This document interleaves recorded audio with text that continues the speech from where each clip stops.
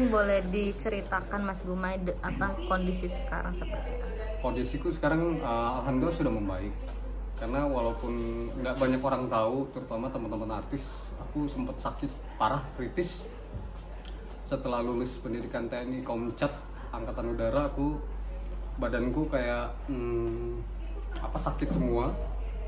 Aku cuman di kamar sendirian, terus aku ngerasa kayaknya badanku tuh sakit. Aku cek ke rumah sakit swasta, ternyata aku kena asam lambung akut. Aku sulit makan, sulit minum, karena kalau makan 2 sendok, 1 sendok walaupun bubur itu muntah, minum muntah. Beratku dulu kalau semuanya suka lihat penampilanku, aku 75 kilo, gemuk, putih gitu. Sekarang berubah kayak kakek-kakek. Aku kemarin itu sempat kempot sini, gitu, tulang semua badanku. Karena turun beratku itu 30 kilo, 28-30, habis badanku. Terus disembuhin, lalu ngerasa sesak gitu, sakit lagi, dibawa ke rumah sakit umum daerah. Aku kena paru-paru basah. Alhamdulillah sembuh juga, berbulan-bulan diobatin di rumah sakit, diinfus, ambil darah, segala macam, ronsen, segala macam. Akhirnya sembuh, lalu boleh pulang, konsultasi dokter tetap jalan. Lalu minum obat sampai sekarang masih jalan, karena total minum obat itu harus 6-7 bulan, nggak boleh berhenti. Harus ada yang jagain. Jadi sekarang ibuku tuh jagain, ikut kemana-mana, karena aku suka lupa minum obat. Nah terus pas pulang udah bersyukur banget, tinggal penggemukan. Ternyata aku nggak bisa duduk, nggak bisa jalan, kayak lumpuh gitu loh. Jalanku nggak bisa, jatuh gitu, sampai nangis gitu.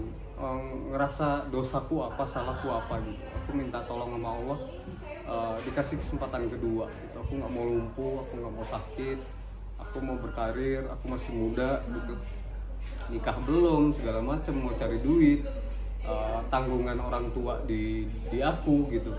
Jadi alhamdulillah doaku didengar. Sempat pakai kursi roda, aku nggak mau, aku maunya jalan biar terbiasa. Akhirnya bisa sembuh, alhamdulillah. Terus setelah sembuh, jalan masih kayak robot, aku tetap semangat ke Jakarta. Dilarang, katanya kalau belum sembuh total jangan dulu. Tapi aku ngerasa kita tuh punya semangat tuh harus dikejar gitu. Jadi aku jalanin terus, walaupun di bandara, di mana jalannya kayak gini, kayak kakek-kakek gitu, kayak lansia. Tapi sekarang udah lancar, udah sembuh alhamdulillah. Oke. Berarti itu pertama sakit asam lambung akut. Itu gimana awal ngerasanya itu? Awal ngerasanya itu kan biasanya kan makan lancar ya. Bahkan kalau nasi padang itu bisa 3 bungkus aku. Indomie itu bisa 4 bungkus. Wah, padahal banyak ya makan. Banyak. Tiba-tiba malam itu aku lapar, terus makan, pesen GoFood makan. Kok muntah gitu awalnya. Muntah gitu, kenapa ya, minum muntah gitu, wah sakit ini, bawa tidur, besoknya langsung demam, meriang, makan lagi muntah lagi, makan lagi muntah lagi, baru harus ke dokter ini gitu. Itu sih awal. Oke. Berarti sampai masuk rumah sakit ya, asam lambung akut itu ya? Masuk rumah sakit. Nah itu berapa lama tuh penanganannya di rumah sakit? Penanganannya lebih kurang 2 bulanan. 2 bulan. Itu kan ibu kan di Palembang ya. Berarti rumah sakit pas di sini kemarin sendiri. Di sini aku ke rumah sakit Siloam Pancoran. Itu nggak dirawat, 3-4 kali berobat tapi nggak sembuh-sembuh. Masih badan malah makin kurus. Akhirnya milih pulang aja supaya ada yang ngerawat, karena udah mulai susah jalan. Akhirnya dirawat, orang tua nangis gitu, kaget dia lihat anaknya pulang, kok pulang semua, langsung nangis dia di depan pintu. Kok anaknya jadi gini gitu katanya, kok kamu jadi gini gitu. Dibawa ke rumah sakit pemerintah, rumah sakit Sriwijaya Mata Sriwijaya. Nah di sana sembuh, lalu di ronsen, sempat di ronsen sama ambil darah. Wah kamu paru-paru basah, kamu saya saranin, kata dokter saya itu, dokter Regen, coba pindah ke rumah sakit yang lebih besar, rumah sakit umum daerah dekat sana juga di Palembang. Fasilitas lebih lengkap, lebih ini segala macam, karena sih kan lebih kecil ya, kamarnya sedikit segala macam. Walaupun saya puas di situ, pelayanannya bagus. Pindah akhirnya ke rumah sakit umum daerah Palembang yang lebih besar, terus dirawat di sana, pengobatan. 3-4 bulan apa ya. Sana di kasur, alhamdulillah sembuh. Dinyatakan boleh pulang, walaupun tetap konsultasi. Setelah konsultasi terakhir saya nanya apakah udah bisa, dengan pernyataan dokter ini apakah bisa saya ke Jakarta? Boleh, katanya boleh. Tapi tetap bawa ya surat-surat sakitnya segala macam. Nanti kamu tinggalnya di mana? Di Pancoran gitu. Berarti kamu bisa ke rumah sakit umum Pasar Minggu gitu ya. Atau Budiasi gitu. Kalau misalkan terjadi hal-hal yang nggak diinginkan, tapi udah sembuh kok katanya. Gitu. Itu berarti paru-paru basah tuh yang dirasain apa sih Mas, kayak sesak sih. Aku ngerasain awalnya sesak. Pola hidup kan jelek ya. Ngerokok aku kuat banget, berbungkus-bungkus. Bahkan jujur sekarang aku ngerokok lagi. Aduh, nggak bisa hilang gitu. Masih berusaha untuk stop. Kemarin sempat stop, ngulang lagi gitu.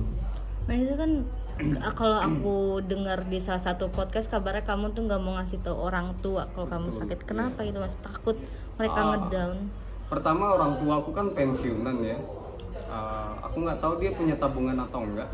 Jadi aku takut nanti biayanya besar membebani mereka.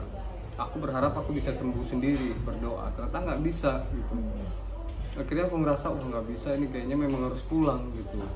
Terus sempet disupport sama teman-teman kayak Dinar Candy, Mami Dewi Persik, support Chan Kelvin, teman-temanku bilang kasih tahu orang tua, terus bikin story biar teman-teman artis lain tahu. Bilang aku nggak mau, aku malu karena badanku tulang semua gitu.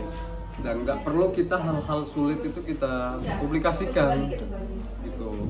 Berarti itu mama kabarnya ngurusin sampai pakaian kamu apa, pampers, ngurusin buang air kecil, buang air besar.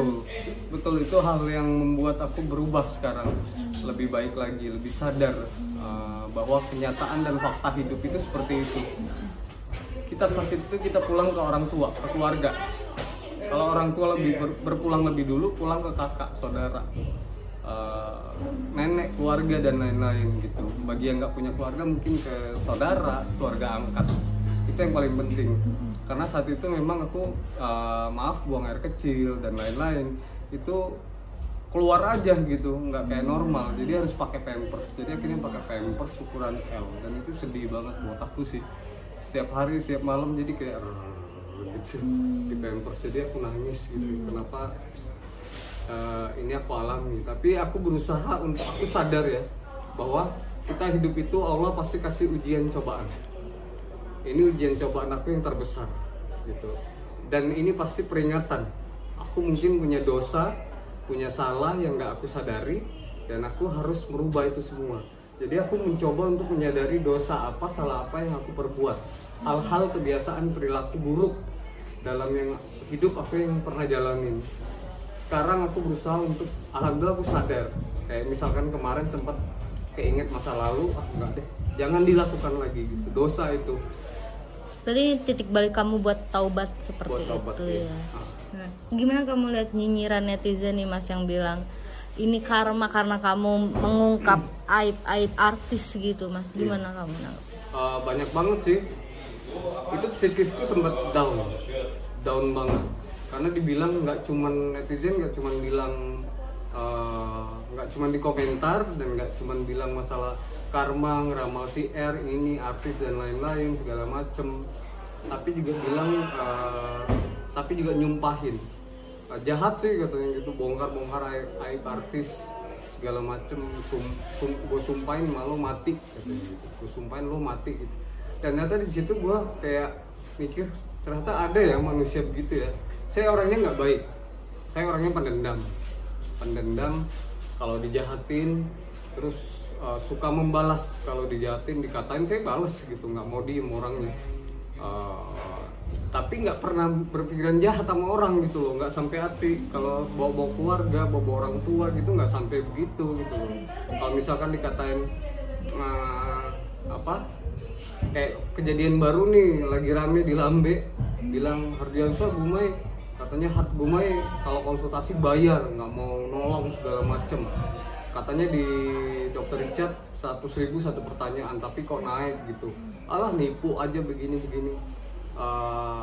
Makanya dia gaya-gayaan hidupnya, terus sakitnya parah karena duitnya haram gitu. Nah kalau sampai aku ngatain ke keluarga segala macam itu nggak sampai hati.